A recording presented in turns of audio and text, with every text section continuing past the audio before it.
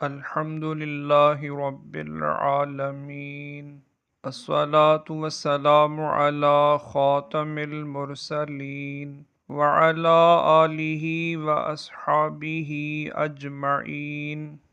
عن ابی ایوب الانصاری رضی اللہ عنہ ان رسول اللہ صلی اللہ علیہ وسلم قال: من صام رمضان ثم اتبعه ستا من شوال کان کصیام الدہر۔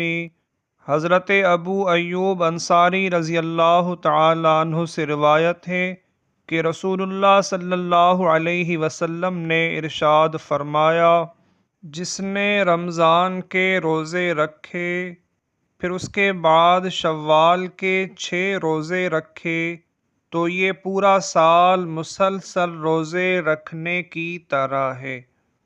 عن ابی ایوب صاحب النبی صلی اللہ علیہ وسلم عن النبی صلی اللہ علیہ وسلم قال: من صام رمضان ثم اتبعه بست من شوال فکأنما صام الدہر۔ صحابی رسول حضرت ابو ایوب رضی اللہ عنہ روایت فرماتے ہیں کہ حضور نبی اکرم صلی اللہ علیہ وسلم نے ارشاد فرمایا: جس نے رمضان کے روزے رکھے پھر اس کے بعد شوال میں 6 روزے رکھے تو اس نے گویا سال بھر روزے رکھے۔ عن جابر بن عبد اللہ الانصاری رضی اللہ عنہ یقول: سمعت رسول اللہ صلی اللہ علیہ وسلم یقول: من صام رمضان وستا من شوال فکأنما صام السنة كلها۔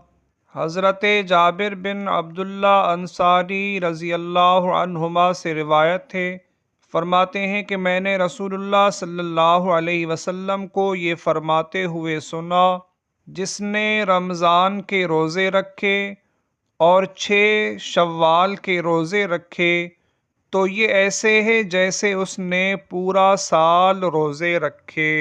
ان اسامۃ بن زید کان یصوم اشہر الحرم فقال له رسول اللہ صلی اللہ علیہ وسلم: صم شوالا فترک اشہر الحرم ثم لم یزل یصوم شوالا حتی مات۔ حضرت اسامہ بن زید رضی اللہ تعالی عنہما حرمت والے مہینوں کے روزے رکھا کرتے تھے، پھر رسول اللہ صلی اللہ علیہ وسلم نے انہیں فرمایا کہ شوال کے روزے رکھا کرو، پھر انہوں نے حرمت والے مہینوں کے روزے چھوڑ دیے اور اپنے وصال تک ہمیشہ شوال کے روزے رکھا کرتے تھے۔ رسول اللہ صلی اللہ علیہ وسلم کے منہ بولے بیٹے حضرت زید بن حارثہ رضی اللہ عنہ کے بیٹے اسامہ بن زید رضی اللہ عنہ حرمت والے مہینوں کے روزے رکھا کرتے تھے۔ حرمت والے مہینے 4 ہیں: ذو القعدہ، ذو الحجہ، محرم الحرام اور رجب المرجب۔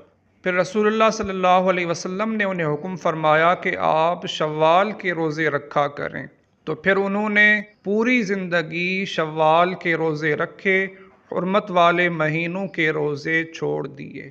عن ابی ایوب قال قال النبی صلی اللہ علیہ وسلم: من صام رمضان ثم اتبعه ستا من شوال فذلك صیام الدہر۔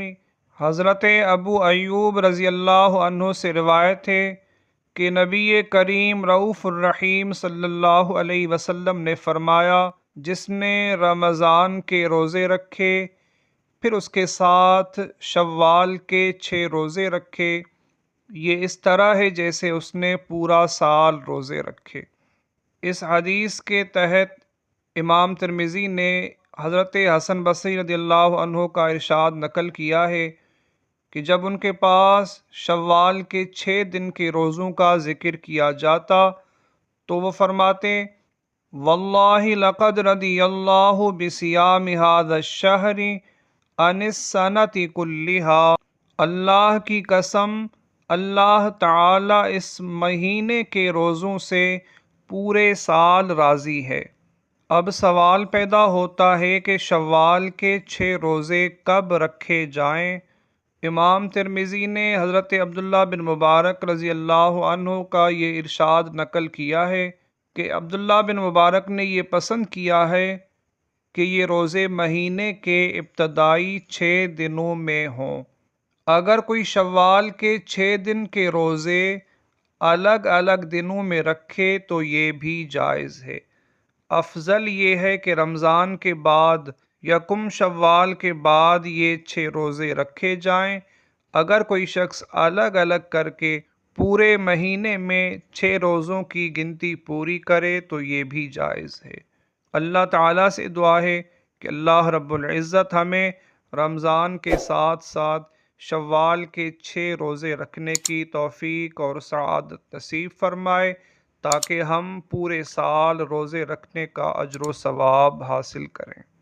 صدقہ جاریہ کی نیت سے اس ویڈیو کو زیادہ سے زیادہ شیئر کریں، ہمیں دعاؤں میں یاد رکھیں، اپنا خیال رکھیں۔ اللہ حافظ۔ السلام علیکم ورحمۃ اللہ۔